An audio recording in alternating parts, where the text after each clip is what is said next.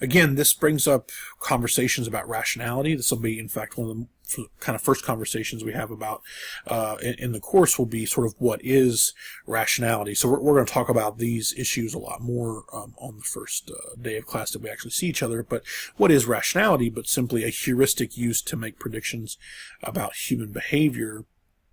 But the issue is that we're very biased in how we see human behavior for a whole number of reasons. We tend to see patterns that don't actually exist.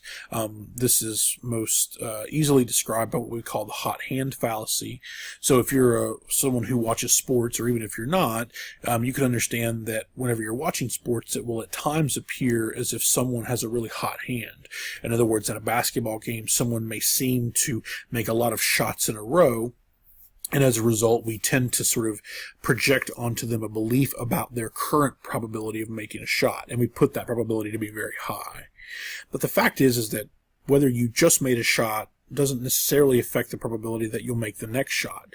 But from our visual perspective, it seems like it does. And so this is what we call the hot hand fallacy. There are all sorts of other biases that affect our perceptions of rationality, and we'll talk about these more as we go through. Another good example is loss aversion. What I mean by loss aversion is that people really attach a large weight to losing something, and so as a result, we tend to value what we have greater than that we don't. In other words, oftentimes, like if someone buys something for, like, say $20, they will often need more than $20 to part with that particular product, even though they just paid $20 for it, because there's some sort of detachment, uncomfortability that occurs. We don't like to lose things, and so therefore we will tend to place a greater value on losing them than we did on obtaining them. And so this is just interesting and allows us to think about human behavior and really the sort of cognitive side of economic decision making in a really interesting way. And then the kind of bigger point, and we'll talk about this more in class, is that biases make rationality very hard, nearly impossible to define. One particular issue that sort of gets at this question is this concept called framing. And again, we're kind of doing all of this in the context of that heuristic design we were just talking about. The way that framing works is that the way that we see situations is not agnostic to what we just experienced. And so here's a really good example of that. Mr. Crane and Mr. Tees are scheduled to leave the airport on different flights, but at the same time. They've traveled from town in the same limousine, were caught in the same traffic jam, and arrived at their airport 30 minutes after the scheduled departure time of their flight. So they both missed their flight, and they both missed their flight by 30 minutes.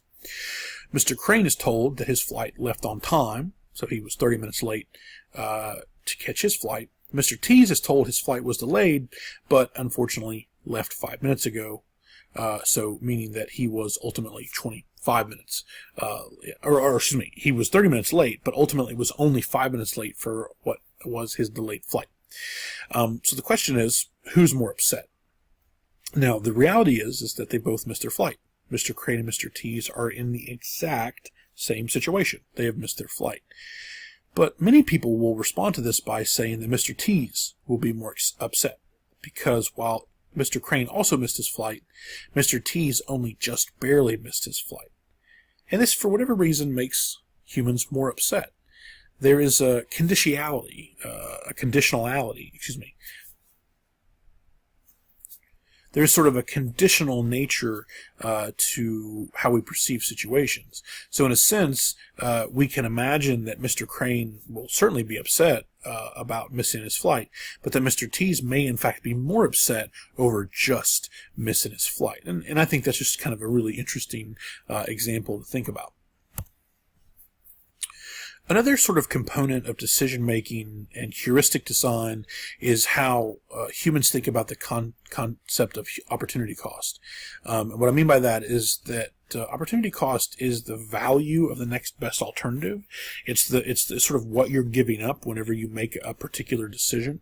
And here's a good example with respect to studying. So imagine that there is a direct causal effect for studying and your grade, meaning that the more you study, the higher your grade is, and that we actually know the exact causal mechanism.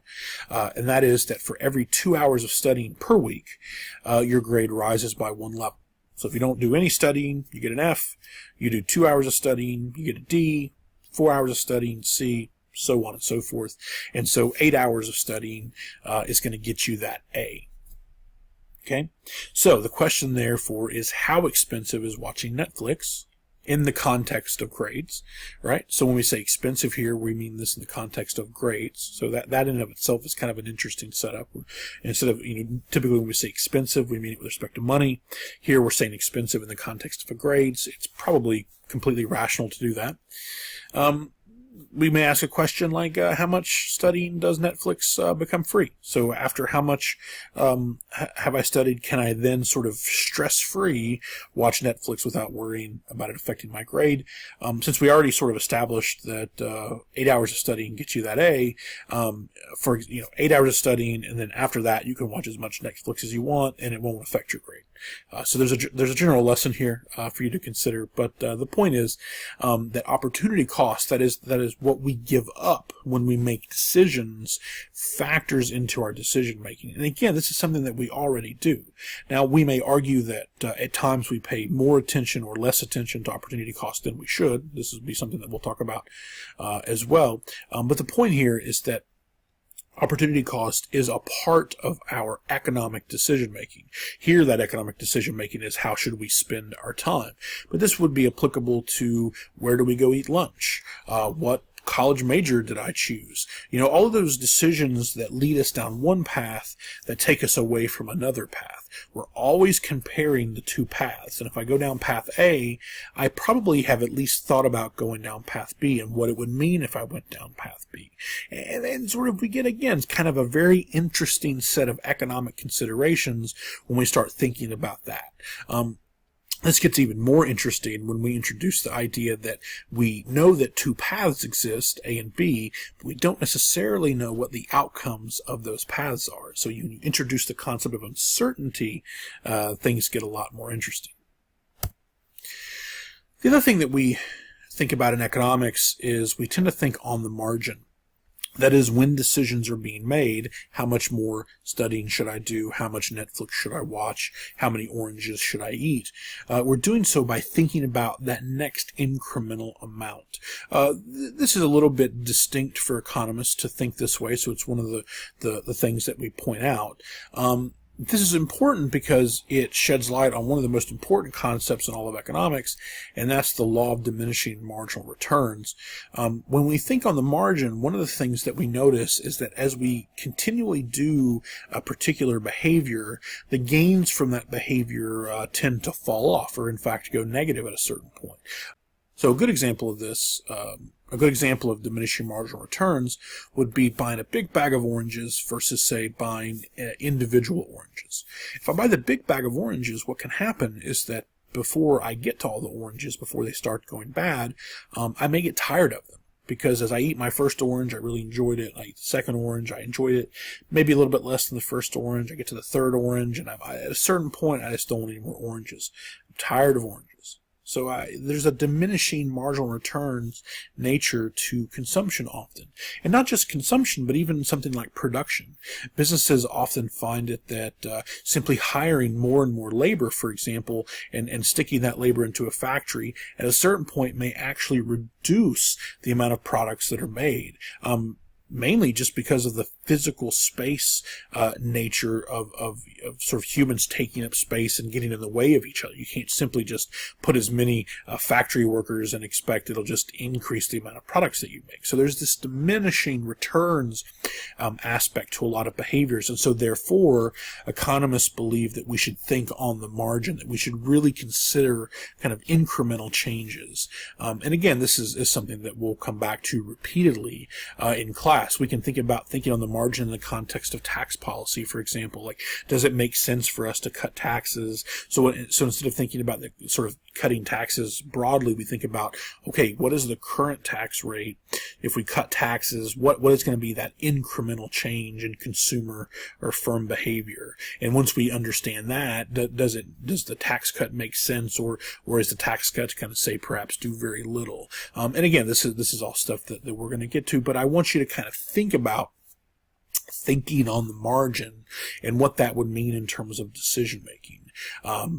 Think about this in the context of, having a few drinks with friends. At a certain point, it would be nice if, drinking alcohol, sort of told us this is the diminishing returns, like don't have maybe the next drink. But alcohol, because it sort of gets involved, gets in the way of our cognitive, pathways, actually turns that aspect off. And that's why people tend to overdrink. And so even though behavior may lead us to overconsume at times, it still is readily available to us to see the diminishing value of continued or increased behavior in one particular way.